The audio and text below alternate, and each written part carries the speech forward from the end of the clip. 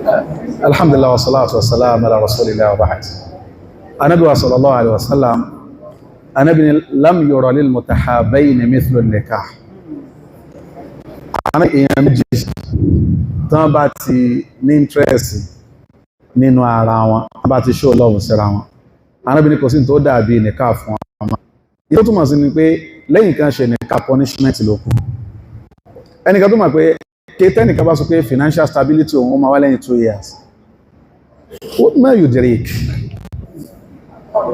Báwo ló ṣe fẹ́ ascertain yẹn?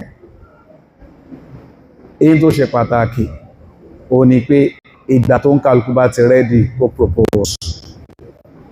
Ìyẹn ni ó gbé wá kò nínú fitna, èyí tí ó jẹ́ fitna tó ash-shahawat. Tó gbé nínú àdánwò tí shababu ayé wọn ni fitna tó shahawat. Gẹ́gẹ́ bí àlàyé kan tí máa ń ṣe ṣe rí ìjọ tí èyàn bá gbà àwẹ̀ kò sóúnjẹ tán wá tí èyàn jẹ lókùnrin ìgbà tí ìpín yóò bá tí kún. Bọ́ kí ni mọ́ mú wá mọ́ oúnjẹ lójú nínú àwẹ̀ tó sì máa jẹ́ oúnjẹ èyí tó dáa tó wù wá jùlọ tó pé àmọ́pàá ń gbà àwẹ̀. My brothers, my sisters, torí Islamically tí wọ́n bá wà ní 0 level ká má tún 100 level kápẹ́ 000 level bá wà tí wọ́n bá fẹ́ marry ó wà permissible kò dẹ̀ dín nǹkan lọ.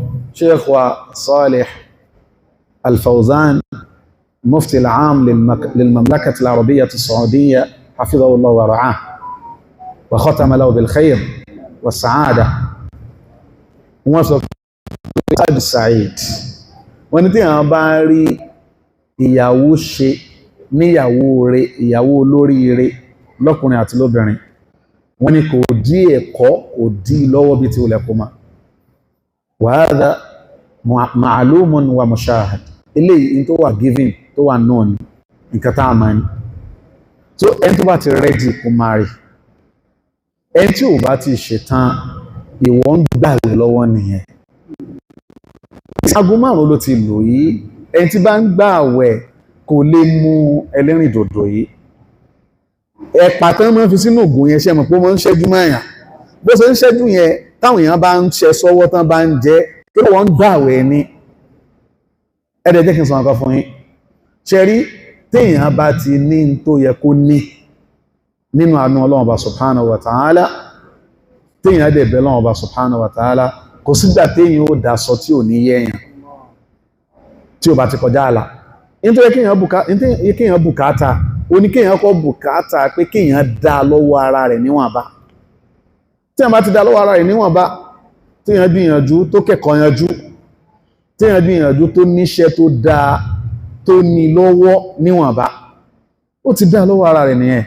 Ẹ jẹ́ kí n sọ fún yín, àwọn sisters lálùbárà náà ó lè jẹ́ pọ́ mọ́ yóò ní lọ́rùn kọ́ ló fẹ́, ó lè lọ rí sísà kan lẹ́dẹ̀ tó jẹ́ pé mashallah ní pólí ẹ̀dẹ̀, ó lè rí sísà kan ní mi náà brọ́dà náà lọ́dún fún ṣe ṣùgbẹ́ ẹ̀yìn kan máa wò torí pé ilé ayé tẹ wà yìí nìsí ilé ayé ti ṣọ́ọ̀tì ju tẹ́yìn wà yìí tó bá ní tó yẹ kó ní bi'idhnillahi ta'ala, ẹni tó bá ní nǹkan tó yẹ kó ní insha Allah ta'ala Ọlọ́run bó ṣàánú ẹ̀.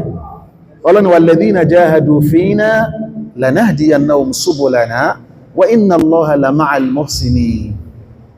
So nǹkan yìí ẹ jẹ́ ká understand bó ṣe ń work. Ó ní láti pín ní sister kan mọ́lẹ̀ nítorí pé ó rò pé mashallah ò ní. Àìmọ̀ mashallah àwọn pọ̀ rẹ́gẹ́dẹ́. Àwọn ní kẹ́ wá bí mashallah pọ̀ rẹ́gẹ́dẹ́ torí pé ilé Ọlọ́run Ọba inna ardallahi wasi'a. Ṣùgbọ́n tó lọ́n bá kọ́ pé láàrin sáàkù iná ni, yes, yóò work. Bọ̀ kí èèyàn wá máa pín ní ẹ̀mọ́lẹ̀ pé kí ní, ó lè dé sáàkù mí kò wò pé yá ìta ni. Àìmọye sisters mi àtọ́gbé tó bá dé sáàkù mí yóò gbé mashallah kan lélẹ̀. Nígbà tó bá dé yóò wá rí bá ńlá mashallah. Yóò wá gbé tó ń pè ní mashallah yẹn gan, inna lillahi wa inna ilayhi raji'un. So let us be patient. Let us be patient. Tá bá ṣe sùúrù, Ọlọ́run Ọba subhanahu wa ta'ala ó ràn wá lọ́wọ́. So àfáà kan ó ní wa qalla man jadda fi amrin tatallabahu wastashaba sabra illa fáza bidh-dhafari. Ó ní kò sí gbogbo nǹkan tí yàn bá wá nílé ayé tí yàn bá ṣe pẹ̀lẹ́pẹ̀lẹ́ tó bá fi àsìkò tó yẹ tó fílẹ̀ tó bá fílẹ̀ wàláhì èyí ó padà jàǹfààní èyí ó padà rírì jẹ́ ń bẹ̀ ni. Ẹ má kánjú ẹ̀ ṣẹgbọ́ nínú tí wọ́n yí kánjú ṣe wọ́n yí kánjú tú ló ọ̀rán wọ́n ní igbá rẹ̀ ò pé kí ni igbá rẹ̀ ò kún kòkò. Ìtumọ̀ yẹn ni pé ẹ má kánjú mú sísítà wàláhì má kánjú mú.